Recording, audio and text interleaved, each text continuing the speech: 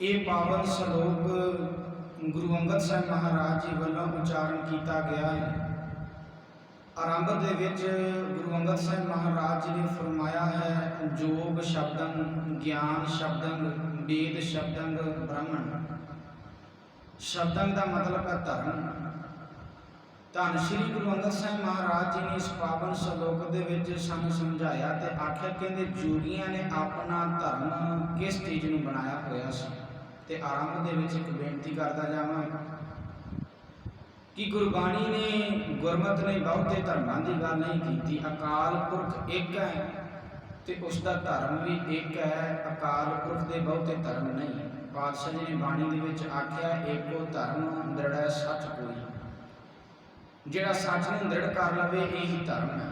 जा गुरु अर्जन साहब महाराज जी ने आख्या, सर्व धर्म है श्रेष्ठ धर्म, हर को नाम जापो निर्मल कर्म। चंगे काम करने ही असल दे विच धर्म है, निर्मल काम करने ही धर्म है। पर जोगियां ने धर्म किस चीज़ नूं बनाया होया सी। गुरु अंगद साहब महाराज जी ने उन्हां दा हिसाब किताब है जिहड़ा वो साडे सामने पेश किया है कि वो धर्म किस नूं समझदे सी। वैसे लोगों ने आपो अपने मत नूं धर्म का नाम दे दिता ते आख्या ये साडा धर्म है। पर पातशाह जी ने गुरबाणी के अंदर आख्या, धर्म ये नहीं जो तुसी समझ के बैठे हो। धर्म ये है कि जेकर तुम सच नूं दृढ़ कर लवो तो तुहाडा जीवन चंगा बन जाएगा, निर्मल काम करने शुरू कर दो, ये असल दे विच धर्म है। गुरु अंगद साहब महाराज जी ने श्लोक दे विच आख्या, जोग शब्दन, ज्ञान शब्दन, वेद शब्दन, ब्राह्मण। समाज नूं चार हिस्सों दे विच वंडिया गया सी। पहले नंबर के उत्ते धन श्री गुरु अंगद साहब महाराज जी ने जोगियां की गल की है। जोगियां ने अपना धर्म किस नूं समझिया सी, ज्ञान नूं प्राप्त करना। हुण गुरमत ने भी गल की है, गुरबाणी ने भी ज्ञान नूं इकट्ठा करने की गल की है। पर इत्थे गल हो रही है जोगियां ने। जोगी लोग ज्ञान नूं प्राप्त करने के लिए की करते सी। जोगियां ने अपना धर्म किस नूं समझिया सी, जोग शब्द, ज्ञान शब्द। ज्ञान का ज्ञान की गल तो जोगियां ने भी की है, पर उन्होंने स्त्री नूं माड़ा आख्या, उन्होंने गृहस्थ नूं निंदिया, गालां कढ़ियां, उन्होंने समाज नूं माड़ा आख्या ते समाज नूं छड्ड के गृहस्थ जीवन का त्याग करके अपनी जिम्मेवारियों तो भगोड़े होकर जाके पर्वतों के जंगलों के जाके बह गए, हिरण के खलों के उत्ते जाके बह गए ते आख्या बाहरों शरीर की समाधि ला लैण दे नाल अंदरों ज्ञान की जिहड़ी प्राप्ति हो जाएगी। पर पातशाह जी ने आख्या शरीर की समाधि ला लैण दे नाल ज्ञान की प्राप्ति नहीं हुई। दूजे पासे एक गृहस्थ में भी निंदिया निंद रहे हैं कि गृहस्थ माड़ा है, समाज माड़ा है। तो जदों भाई गुरदास जी ने गुरु नानक साहब महाराज जी की विचारधारा पेश की है तो भाई गुरदास जी ने आख्या कि एक बने तुसीं गृहस्थ नूं माड़ा आखदे जे, निंददे जे, तुसीं गालां चार कढ़ के जंगलों में जाके बह जांदे जे। होए अतीत गृहस्थ ताज फिर उन्होंने कह घर मंगण जाई। एक बने तुसीं ना तो वखरे हो के अपना गृहस्थ जीवन त्याग के जंगलों में जाके बह गए, फिर उन्होंने कह घर मंगण जाई। जो तुहानूं भुख लगदी है तो जिहड़ी स्त्री नूं तुसीं माड़ा कहिंदे जे, ਉਹਦੇ हथों ही तैयार किया होया भोजन तुसीं मंग के खांदे, तुहानूं शर्म नहीं आउंदी, तुहानूं शर्म होनी चाहिदी है। ते भाई गुरदास जी ने यह भी आख्या, नानक आख्या भंबर ना तेरी माँ कुचजी आई, तेरी माँ ही कुचजी है, माँ भाव मत। जिन्हें तेन दसिया ही नहीं कि स्त्री माड़ी नहीं, तेरी मात ही भैड़ी है, तेरी मत कुचजी है, जिन्हें तेन दसिया ही नहीं कि गृहस्थ जीवन माड़ा नहीं। हुण जोगी कहते सी कि घर बार तक त्याग के गृहस्थ जीवन छड्ड के जिम्मेवारियों तो भगोड़े हो गए पर्वतों के जंगलों के जाके समाधि ला लैण दे नाल ज्ञान की प्राप्ति होनी है अंदरों। वो ज्ञान का उन्होंने जोगियों ने पता है जिन्होंने इस ज्ञान की गल की है कि अंदरों पता नहीं किहड़ा शरीर की समाधि ला लैण दे नाल, ये पखंड कर लैण दे नाल ज्ञान की प्राप्ति हो जाएगी। पर पातशाह जी ने गुरबाणी दे विच आख्या, अखी तो मीटन नाग पकड़न ठगन कौ संसार। ये संसार ठगन वास्ते सब कुछ हो रहा है। हुण दूजे नंबर पर गल की है पातशाह जी ने ब्राह्मण की। जोग शब्दन, ज्ञान शब्दंग, वेद शब्दंग, ब्राह्मण। समाज नूं चार हिस्सों के विच वंडिया गया।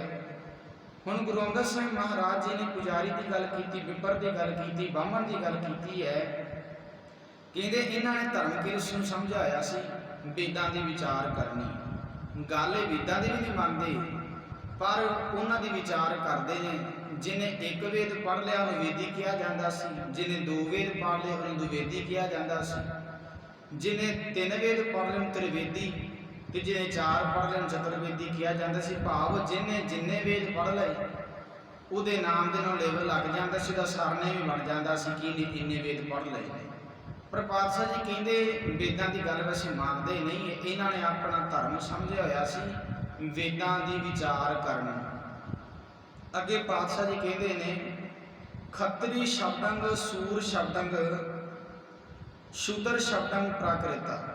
ਤੀਜੇ ਨੰਬਰ ਤੇ ਗੱਲ ਕੀਤੀ ਧੰਨ ਸ਼੍ਰੀ ਗੁਰੂ ਅੰਗਦ ਸਾਹਿਬ ਮਹਾਰਾਜ ਨੇ ਖੱਤਰੀ ਦੀ। ਬ੍ਰਾਹਮਣ ਨੇ ਖੱਤਰੀ ਨੂੰ ਕੀ ਕੰਮ ਦਿੱਤਾ ਸੀ ਕਿ ਲੜਾਈ ਕਰਨੀ, ਹਥਿਆਰ ਚੁੱਕੋ ਲੜਾਈ ਕਰੋ।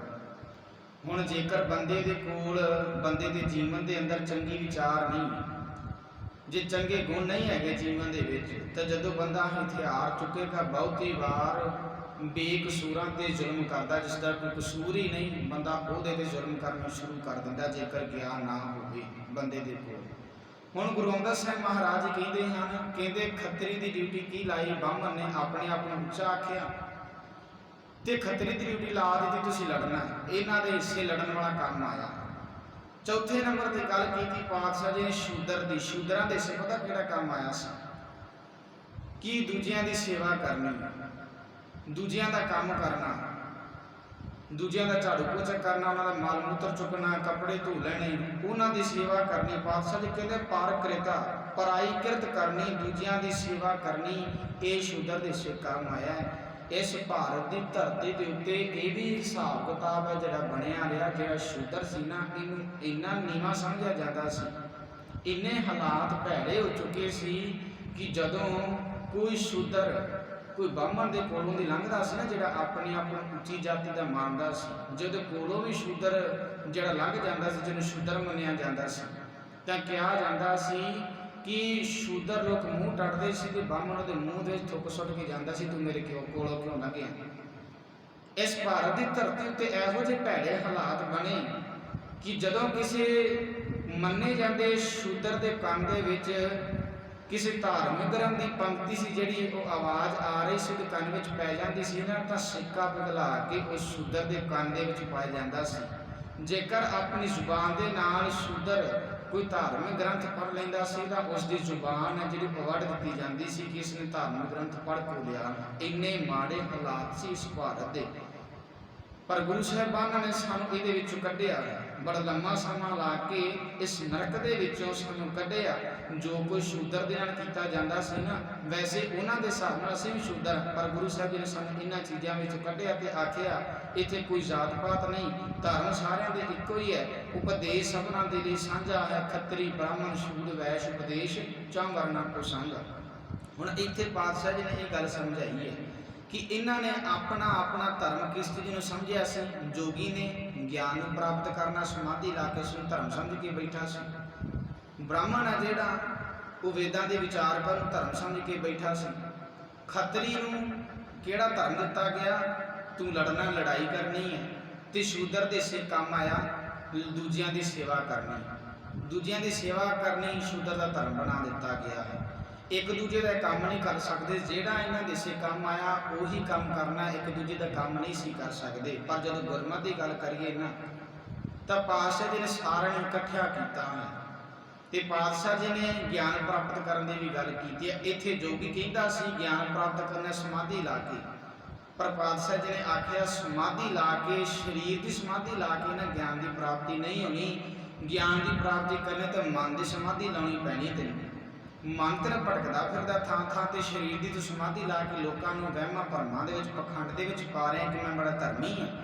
ਪਾਤਸ਼ਾਹ ਜੀ ਕਹਿੰਦੇ ਮਨ ਦੀ ਸਮਾਧੀ ਲਾਉਣੀ ਪੈਣੀ ਹੈ। ਇੱਥੇ ਜੋਗੀ ਕਹਿੰਦਾ ਸੀ ਸਰੀਰ ਦੀ ਸਮਾਧੀ ਲਾ ਕੇ, ਗ੍ਰਸਤ ਤਿਆਗ ਕੇ, ਗ੍ਰਸਤ ਜੀਵਨ ਨੂੰ ਛੱਡ ਕੇ ਗਿਆਨ ਦੀ ਪ੍ਰਾਪਤੀ ਅੰਦਰ ਹੋਣੀ ਹੈ। ਪਰ ਪਾਤਸ਼ਾਹ ਜੀ ਨੇ ਆਖਿਆ ਤੇਰੇ ਅੰਦਰ ਅਕਾਲ ਪੁਰਖ ਨੇ ਚੰਗੇ ਗੁਣ ਪਾਏ ਨੇ, ਇਹਨਾਂ ਚੰਗੇ ਗੁਣਾਂ ਨੂੰ ਜੇਕਰ ਆਪਣੇ ਜੀਵਨ ਦੇ ਵਿੱਚੋਂ ਪੈਦਾ ਕਰਨਾ ਹੈ ਤਾਂ ਤੈਨੂੰ ਗੁਰੂ ਦੇ ਕੋਲ ਆਉਣਾ ਪਵੇਗਾ, ਰੱਬੀ ਬਾਣੀ ਨੂੰ ਪੜ੍ਹਨਾ ਪਵੇਗਾ। ਤੇਰੇ ਜੀਵਨ ਦੇ ਵਿੱਚ ਉਹ ਚੰਗੇ ਗੁਣ ਨੇ ਜਿਹੜੇ ਪੈਦਾ ਹੋ ਜਾਣਗੇ, ਤੈਨੂੰ ਗਿਆਨ ਦੀ ਪ੍ਰਾਪਤੀ ਹੋ ਜਾਵੇਗੀ। ਪਰ ਤੈਨੂੰ ਗੁਰੂ ਦੇ ਕੋਲ ਆਉਣਾ ਪਵੇਗਾ, ਗੁਰੂ ਦੇ ਕੋਲ ਤੈਨੂੰ ਆਉਣਾ ਪੈਣਾ ਹੈ। ਗ੍ਰਸਤ ਜੀਵਨ ਤਿਆਗਣ ਦੀ ਲੋੜ ਨਹੀਂ ਹੈ, ਤੈਨੂੰ ਇਸਤਰੀ ਨੂੰ ਨਿੰਦਣ ਦੀ ਲੋੜ ਨਹੀਂ। ਤੇ ਪਾਤਸ਼ਾਹ ਜੀ ਨੇ ਬਾਣੀ ਵਿੱਚ ਵੀ ਆਖਿਆ, ਪਹਿਲਾਂ ਵੀ ਕਈ ਵਾਰ ਗੱਲ ਸਾਂਝੀ ਕੀਤੀ ਹੈ ਕਿ ਸੋ ਕਿਉ ਮੰਦਾ ਆਖੀਐ ਜਿਤ ਜੰਮੈ ਰਾਜਾਨ। ਜੋਗੀਆਂ ਨੇ ਇਸਤਰੀ ਨੂੰ ਨਿੰਦਿਆ, ਭੈੜਾ ਆਖਿਆ, ਮਾੜੇ ਬੋਲ ਬੋਲੇ, ਪਰ ਗੁਰੂ ਨਾਨਕ ਸਾਹਿਬ ਮਹਾਰਾਜ ਨੇ ਆਖਿਆ ਸੋ ਕਿਉ ਮੰਦਾ ਆਖੀਐ ਜਿਤ ਜੰਮੈ ਰਾਜਾਨ। ਗਿਆਨ ਦੀ ਪ੍ਰਾਪਤੀ ਅਸੀਂ ਵੀ ਕਰਨੀ ਹੈ, ਰੱਬੀ ਬਾਣੀ ਨੂੰ ਪੜ੍ਹ ਕੇ ਗੁਰੂ ਦੇ ਕੋਲ ਆ ਕੇ ਅਸੀਂ ਗਿਆਨ ਦੀ ਪ੍ਰਾਪਤੀ ਕਰਨੀ ਹੈ, ਨਾ ਕਿ ਸਮਾਧੀਆਂ ਲਾ ਕੇ ਗ੍ਰਸਥ ਜੀਵਨ ਦਾ ਤਿਆਗ ਕਰਕੇ ਗਿਆਨ ਦੀ ਪ੍ਰਾਪਤੀ ਨਹੀਂ ਹੋਣੀ। ਮਨ ਦੀ ਸਮਾਧੀ ਲਾਉਣੀ ਪੈਣੀ ਹੈ ਤੇ ਗੁਣਾਂ ਨੂੰ ਜੇਕਰ ਪ੍ਰਗਟ ਕਰਨਾ ਤਾਂ ਗੁਰੂ ਦੇ ਕੋਲ ਆਉਣਾ ਪਵੇਗਾ। ਦੂਜੇ ਨੰਬਰ ਤੇ ਗੁਰੂ ਅੰਗਦ ਸਾਹਿਬ ਮਹਾਰਾਜ ਨੇ ਗੱਲ ਕੀਤੀ ਸੀ ਬ੍ਰਾਹਮਣ ਦੀ, ਕਿ ਇਹ ਵੇਦਾਂ ਦੇ ਵਿਚਾਰ ਕਰਦਾ ਸੀ। ਹੁਣ ਪਾਤਸ਼ਾਹ ਜੀ ਨੇ ਆਖਿਆ, ਕਹਿੰਦੇ ਬਾਣੀ ਅਸੀਂ ਪੜ੍ਹਨੀ ਹੈ, ਅਸੀਂ ਧੰਨ ਸ੍ਰੀ ਗੁਰੂ ਗ੍ਰੰਥ ਸਾਹਿਬ ਮਹਾਰਾਜ ਦੀ ਪਾਵਨ ਬਾਣੀ ਨੂੰ ਪੜ੍ਹਨਾ ਹੈ, ਵਿਚਾਰਨਾ ਤੇ ਆਪਣੇ ਜੀਵਨ ਦੇ ਵਿੱਚ ਕਮਾਉਣਾ ਹੈ ਤੇ ਇਸ ਨੂੰ ਆਪਣੇ ਜੀਵਨ ਦੇ ਵਿੱਚ ਅਮਲੀ ਜਾਮਾ ਵੀ ਪਹਿਨਾਉਣਾ ਹੈ। ਬਾਹਮਣ ਸੀ, ਵੇਦਾਂ ਨੂੰ ਪੜ੍ਹਨ ਤੇ ਜ਼ੋਰ ਦਿੰਦਾ ਸੀ, ਵਿਚਾਰਨ ਤੇ ਪਰ ਗੱਲ ਨਹੀਂ ਮੰਨਦਾ ਸੀ। ਪਰ ਪਾਤਸ਼ਾਹ ਜੀ ਨੇ ਆਖਿਆ ਤੂੰ ਗੁਰਬਾਣੀ ਪੜ੍ਹਨੀ ਹੈ, ਰੱਬੀ ਬਾਣੀ ਨੂੰ ਪੜ੍ਹਨਾ ਹੈ, ਜੋ ਗਿਆਨ ਤੈਨੂੰ ਇਹਦੇ ਵਿੱਚ ਪ੍ਰਾਪਤ ਹੋਵੇਗਾ ਤਾਂ ਉਸ ਨੂੰ ਆਪਣੇ ਜੀਵਨ ਦੇ ਵਿੱਚ ਕਮਾਉਣਾ ਵੀ ਹੈ।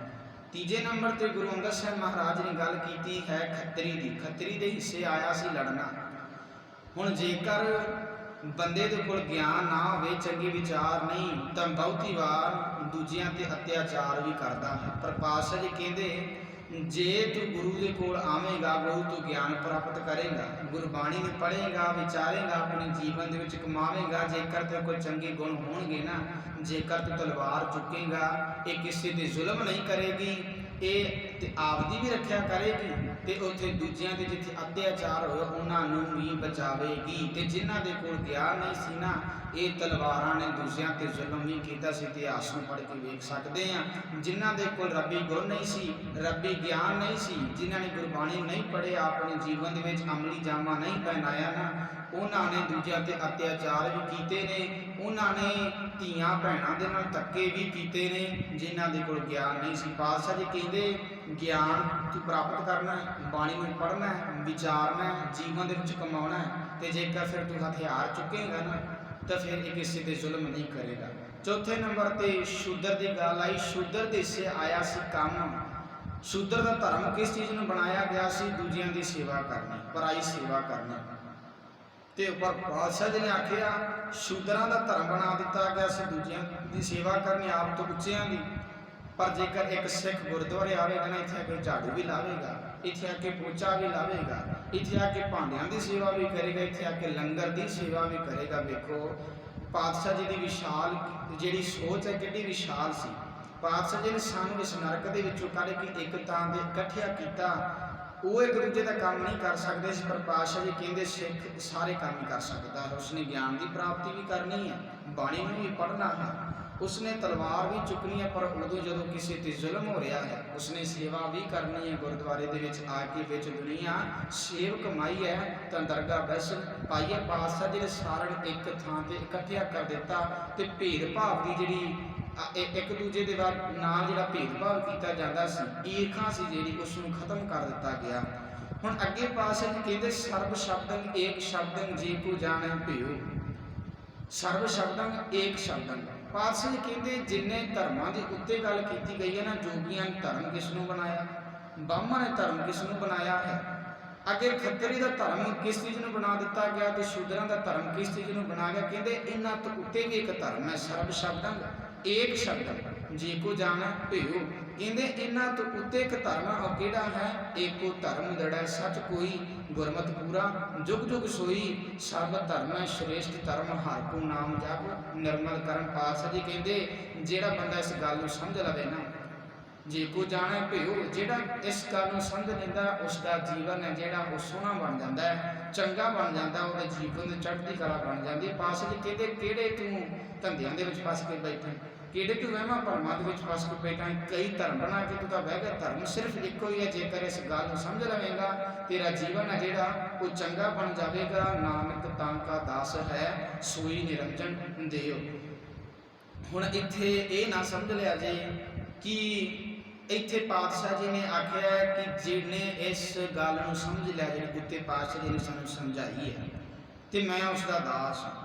ਇੱਥੇ ਧੰਨ ਸ਼੍ਰੀ ਗੁਰੂ ਅੰਗਦ ਸਾਹਿਬ ਮਹਾਰਾਜ ਜੀ ਨਾਨਕ ਪਦ ਦੀ ਵਰਤੋਂ ਕੀਤੀ ਤੇ ਆਖਿਆ ਨਾਨਕ ਤਾਂ ਕਾ ਦਾਸ ਹੈ ਸੋਈ ਨਿਰੰਜਨ ਦੇਵ। ਇਹ ਗੱਲ ਯਾਦ ਰੱਖਿਆ ਜੀ।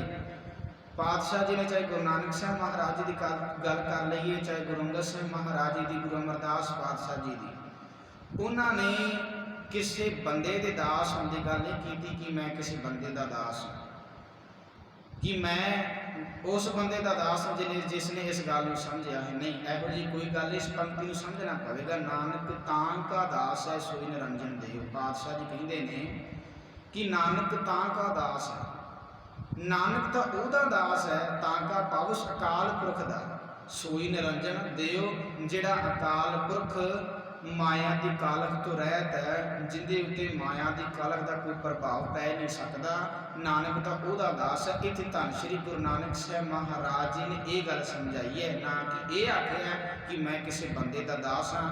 ਬੰਦੇ ਦੇ ਦਾਸ ਨਹੀਂ ਬਣੇ, ਕਿਸੇ ਮਨੁੱਖ ਦੇ ਦਾਸ ਨਹੀਂ ਬਣੇ। ਧੰਨ ਸ਼੍ਰੀ ਗੁਰੂ ਨਾਨਕ ਸਾਹਿਬ ਮਹਾਰਾਜ ਜੀ ਉਸ ਅਕਾਲ ਪੁਰਖ ਦੇ ਦਾਸ ਹੋਣ ਦੀ ਗੱਲ ਕਰਦੇ ਨੇ।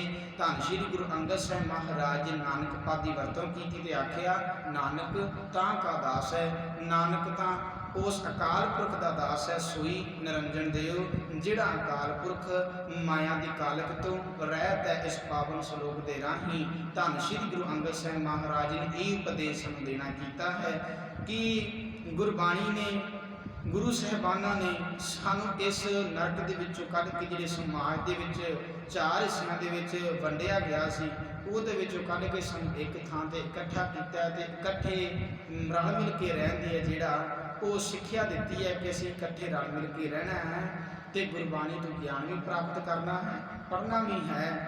ਤੇ ਦੂਜਿਆਂ ਤੇ ਜਿੱਥੇ ਅਤਿਆਚਾਰ ਹੋ ਰਿਹਾ ਤਾਂ ਉੱਥੇ ਤਲਵਾਰ ਵੀ ਚੁੱਕਣੀ ਪੈ ਜਾਵੇ ਤਾਂ ਸਾਨੂੰ ਚੁੱਕਣੀ ਚਾਹੀਦੀ ਹੈ ਤੇ ਅਸੀਂ ਗੁਰਦੁਆਰੇ ਦੇ ਵਿੱਚ ਆ ਕੇ ਸੇਵਾ ਵੀ ਕਰਨੀ ਹੈ। ਇੱਕ ਥਾਂ ਤੇ ਇਕੱਠਿਆਂ ਪਾਤਸ਼ਾਹ ਜੀ ਨੇ ਇਸ ਪਾਵਨ ਸਰੂਪ ਦੇ ਰਾਹੀਂ ਸਾਨੂੰ ਕੀਤਾ ਹੈ।